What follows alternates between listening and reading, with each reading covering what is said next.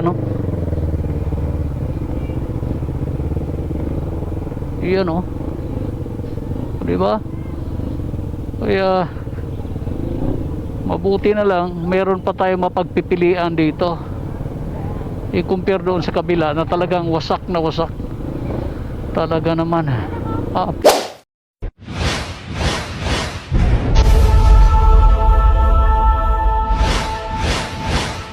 Basta yung kalsada, guys. Ngayong araw ay mula dito sa City of Baez, tutungo tayo ng Don Salvador Benedicto na Negros Occidental, no? Ngayon yung araw na merong pitik for a cause ang ilang miyembro dito sa Negros Island region at kung saan pa, no? Naging isa na bahagi na lalong-lalo na sa Philippine Motorcycle Tourism na para sa isang kamembro din natin, no? Isang vlogger na kung saan ay nasawi matapos ang aksidente, guys. Alas 5 ang jump off natin dito sa City of Baez. At ang kunting tulong na rin para sa kubo ni Maria na kung saan isa ito sa tinamaan ng hagupit ni Typhoon na Tino doon sa Don Salvador Benedicto. So dandanan tayo, guys, dahil medyo madulas ang kalsada ngayon. At kahit pa man dapat talaga kahit anong kondisyon ng kalsada at panahon, tamang-tama lang po. Okay, so see you Don Salvador Benedicto ilang oras mula ngayon, dahil paparating na po tayo doon sama ang ating mga kasamahan. Happy Sunday, Lord. Thank you so much for this brand new day. Sana naman po ay ganoon pa rin ang gabay at biyaya na pagkaloob nyo sa amin. 60 to 80 km per hour lang ang takbo natin dito, guys, kasi dandahanan tayo, no? Okay, manhuyod na po.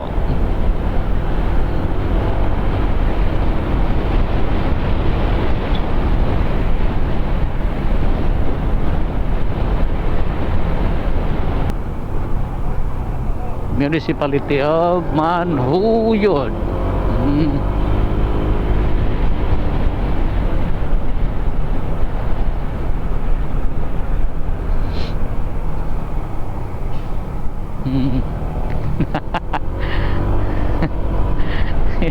Sige.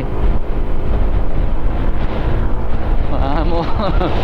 Ayan, Manhuyod po tayo.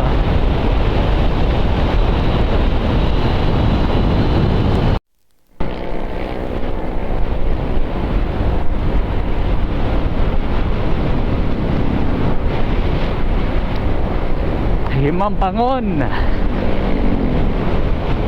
Halos magkadikit na ito, guys, ng ayan, Bindoy at saka Manhuyod.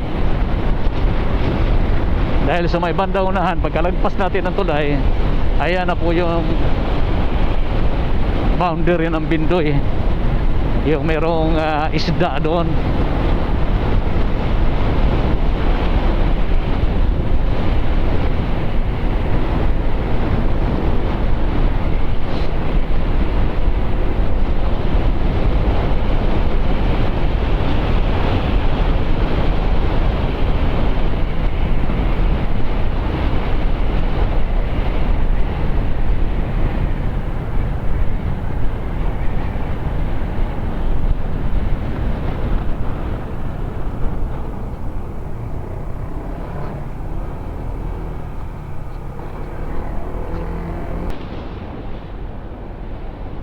Okay, part tayo ng Bindoy, guys. Tayungon na tayo, Tayungon. Ayan, chill. Okay, so nasa Tayasan na tayo, guys. Tayasan proper.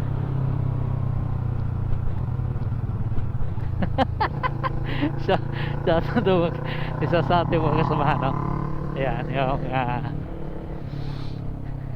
halos nakailang balik tayo dito. Pagkagandang lugar, no? Tayasan.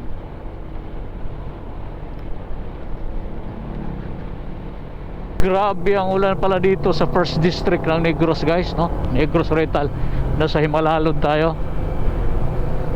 Ayan, Himalalod, Municipality of Himalalod. Yan po yung pinaka municipal hall nila. Yan. Bibo ang lugar, no?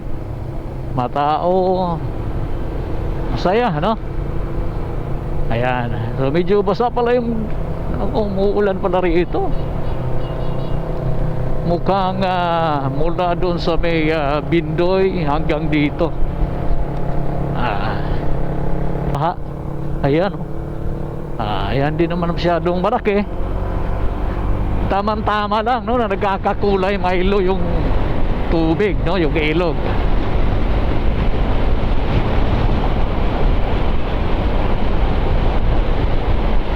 Malalon. So ang kasunod nito I think La Libertad. Yeah, La Libertad na kasunod natin. Ayan, nasa La Libertad na tayo. At pagkatapos nito ay Gihulungan na. Ayan. Basta hanggang dito yung daan.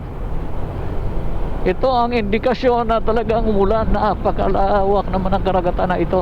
Kung maganda yung high tide data ngayon. Tingnan natin sa may Gihulungan kung low tide, ganun pa rin ba.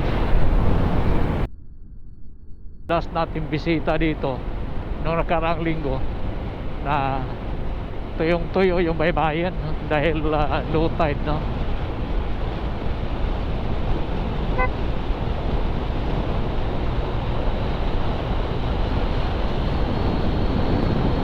Ayan na. Yan. At saka tuyong-tuyo yung baybayin, no?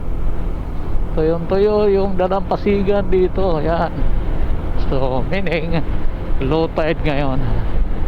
It's 7 o'clock in the morning. So isang oras lang isang oras lang kinaya natin dito, no? Isang oras kasi umalis tayo doon ng 5:56. So 57 ngayon ng 7:03.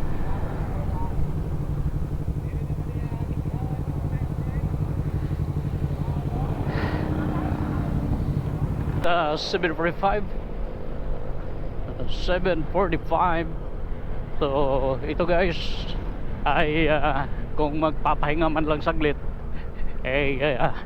pwede, pero didiretso na tayo ng Canlaon, then Don Salvador Benedicto na mula rito sa lugar na kung saan ay dito tayo nag-almusal sa may city of Gihulungan.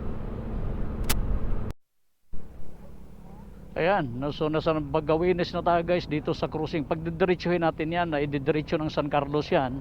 Samantalang dito sa kaliwa, ito yung Pacanlaon, Barangay Tagbino, Valle Hermoso.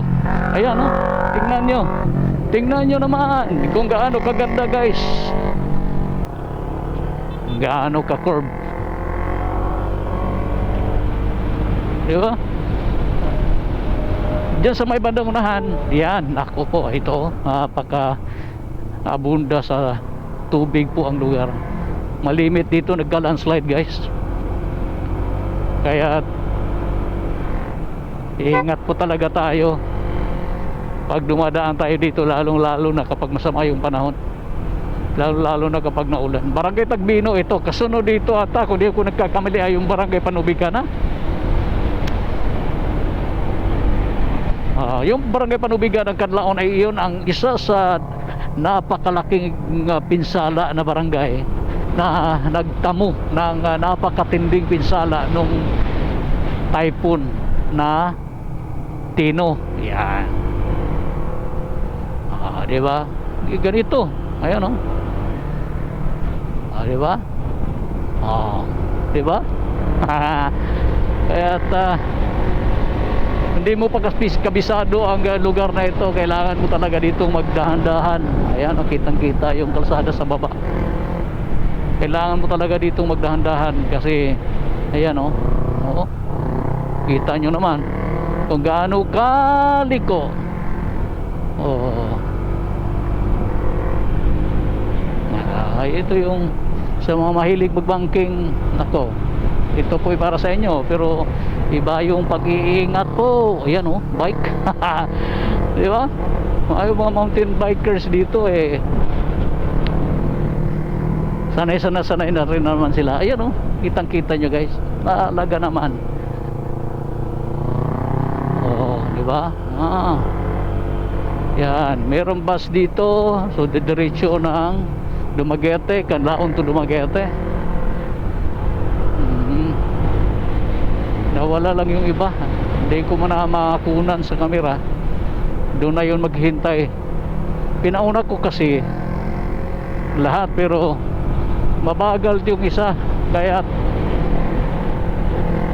naiiwan tayo at iniwan na rin natin para mahabol natin yung iba pa. Ingat talaga.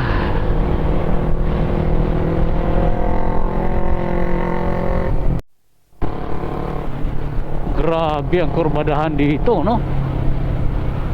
Mula sa may Bagawines, Barangay Tagbino, hanggang doon sa may Patong na, no? Ang boundary na ata yan sa may circle ng Barangay Panubigan, Canlaon City. Ayan, talaga naman oh.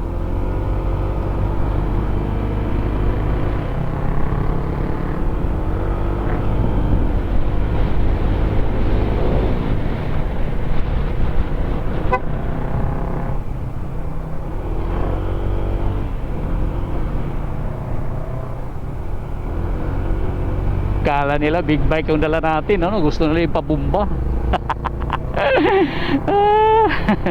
Gustong gusto nila magbumba eh, no? Ayan nga eh, yung bata suminyas na ipabumba eh, wala scooter yung dala natin. Yung una sa atin yun, maaari yun kasi ano yun eh, ayan clutching yun. Ayan, diba? Pagkaganda talaga dumaan dito. Mag-enjoy ka sa kurbada dito guys. Ang daming kurbadahan, hindi na natin mabilang, no? Diba? Maya maya kurbada na naman. Hop, dahan-dahan lang, no eh. Ito na. Yan, diba? Ayan na, kurbada na dyan. Circle. Okay, circle. Didiretsuhin mo yan. Didiretso yan ang Canlaon proper. Pakanan tayo dahil didiretso tayo ng Don Salvador Benedicto na part na ng Negros Occidental. Talaga namang malayo pa yun. Ito naman sa pagdidiretsuhin natin yan, yan ata yung didiretso ng Isabela guys, sa may Binalbagan. Hindi ako nagkakamali. Kung di ako nagkakamali.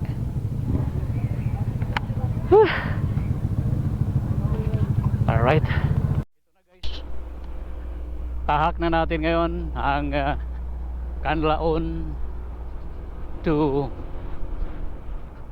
Don Salvador Road. Okay, kakanan pa tayo. Okay, malayo-layo pa ito. Sana naman eh di tayo abutin yan. Di tayo abutin ng ulan na yan.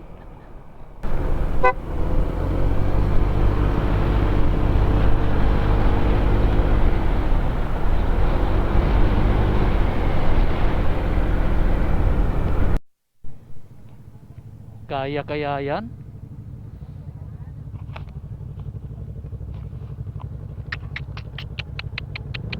Kaya dagoy na. Takadahom mga inana day na oh.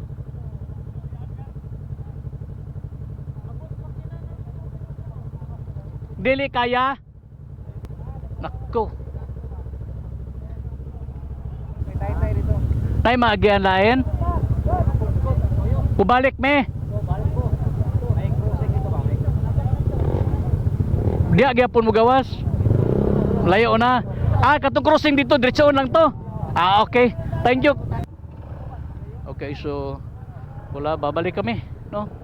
Nong, thank you kayo ninyo ha. Salamat. Thank you. So, babalik kami gawa ng ayun na nga, just sa bandang unahan.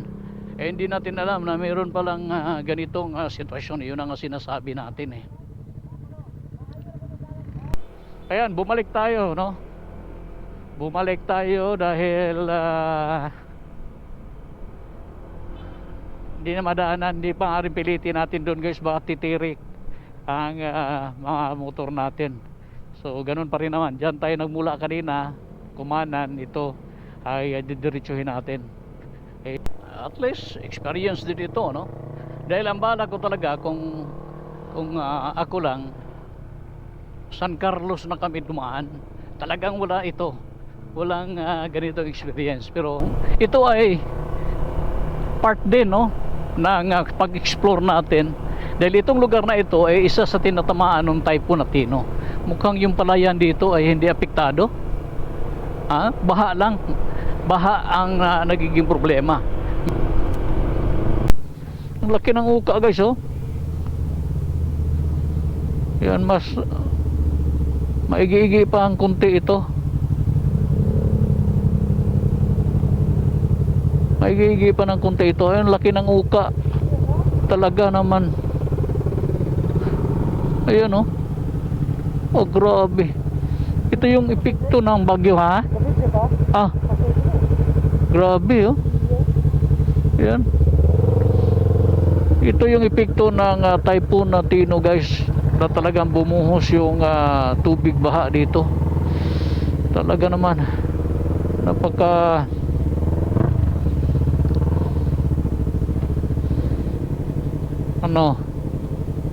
unahin natin sila para dito babalahaw dyan. Talaga naman hanggang doon ang problema dito, no? Buti medyo madaanan pa ng konti, baka mapa-stop tayo, sundan natin. Tandahan lang kasi malalim ang napakahirap talaga, sirang-sira talaga guys. Ito, oh.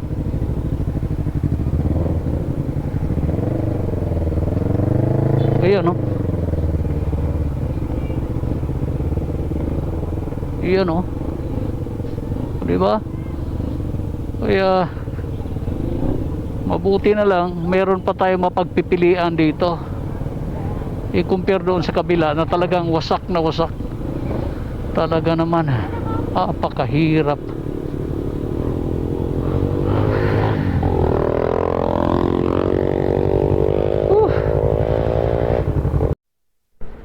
Malapit na tayo guys. Ang lawak ng palayan rito. Tingnan nyo. Ay ano, nag-harvest sila. Diba? Yung iba dyan ay nagtutulong-tulungan na lang. Meron din naman silang mga share, no?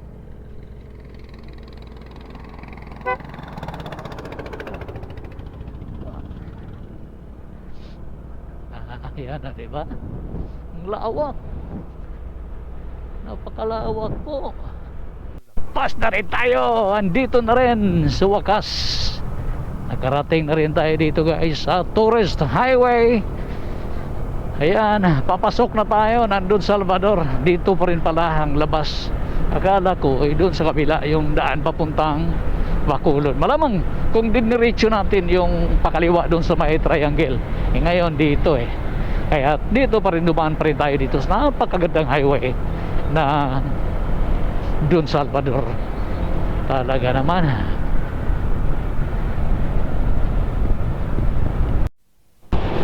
Ayan na, dito na tayo guys.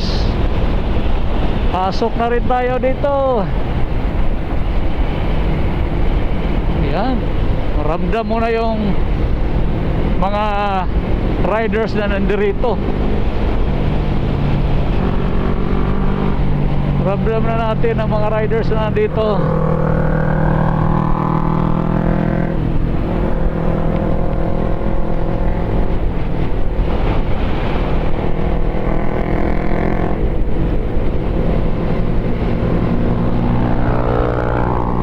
Yun.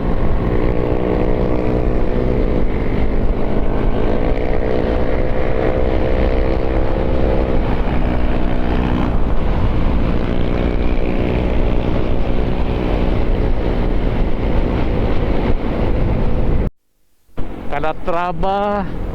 Yes, Calatrava yan. Pag kakanan ka, kailangan kumaliwa tayo. Okay. Yuhuu! Yes, sa wakas, andirito na rin tayo. Dito na naman tayo. Ayan, papansin niyo, napakaraming pumipitik guys. Nakailang pitik kayo. Yun yung mga cameraman na nandyan sa gilid-gilid lang. Pitik practice ito, gaya na sinabi natin sa isang rider na nasawi matapos maaksidente. Mahilig din pumitik, no? Si Rock Piwasher. Si Rock Piwasher guys. So tribute ito para sa kanya nung siya ay nandirito pa na napakahilig pumitik gamit ang kamera. Sa halos makikita niyan tumatakbo sa kalsada dito sa may Don Salvador Benedicto at sa iba pang mga lugar. Ganda yung formation ng kabukiran na kaharap natin. Nasa proper na tayo ng Don Salvador Benedicto. Napakaraming resort dito, waterfalls, kaso nga lang kukulangin tayo ng panahon, 8 oras dito.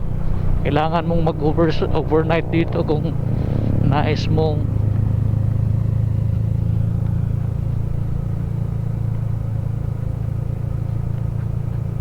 gumala pa.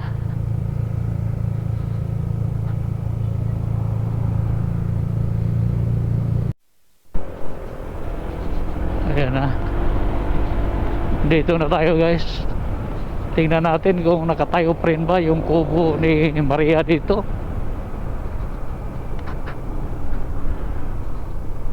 Wala na wasak wasak yan yun so posible magdo-donate na lang tayo dun. Donate na sila ko para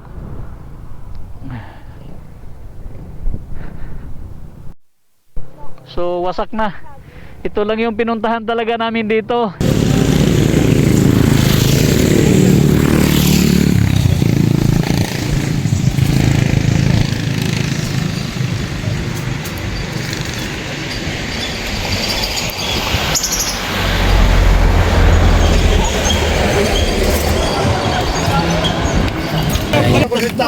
So si ma'am, ito yung may-ari ng kubo dito na pinupuntahan ng karamihan. Nagpapasalamat po ako sa mga riders at non-riders na sumusuporta sa kubo ni Maria dito sa Don Salvador Benedicto.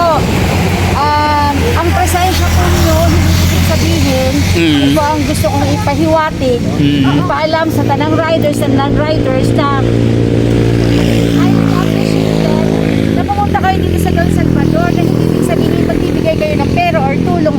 Yung presensya po nyo, ina-appreciate kayo na to say hi to your mommy. It's okay. Pero, so maraming pong salamat sa mga riders from Bais. So at the meantime, andyan po ang sahig ni Maria. Sahig na lang ngayon. Matatapos po yan in 1 month time. Sawa ng Diyos. So at least meron ng mga materialis ma'am na. Salamat po. Anyways, andito na may mga materialis na.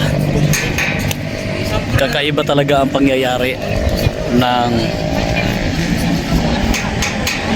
typhoon, no? Ito yung ginawang talagang wasak, guys.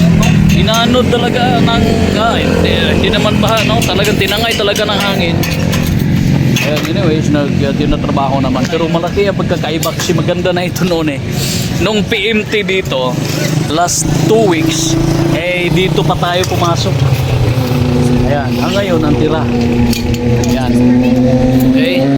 So sa mga pumupunta dito, maaaring maglagay ng sticker pa lang dito, no?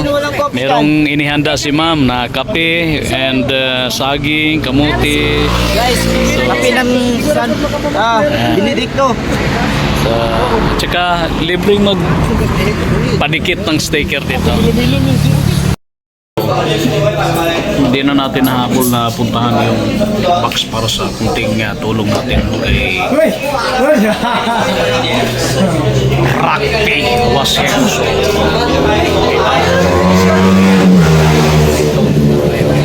Sa ako, tropa na mga manupitik ba? Namatay. Report. Umuwi, papauwi siya. Then yung iba na nakarinig is merong malaking daw, parang sumabog, ganon. So, di nila nilabasan, parang ganon. Pero yun nga, siya pala yung aksidente pala.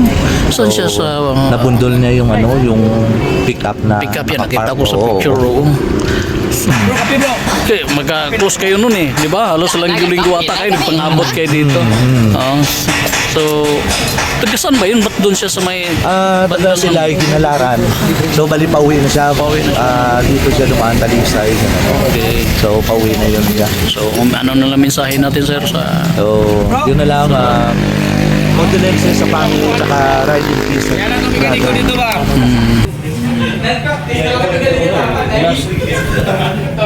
Nung PMT, bigay pa sa akin ng sticker. Sunday, last ride niya. Last ride niya, Sunday pa. So, late na. Saan na ba? So, thank you, ha. Jim.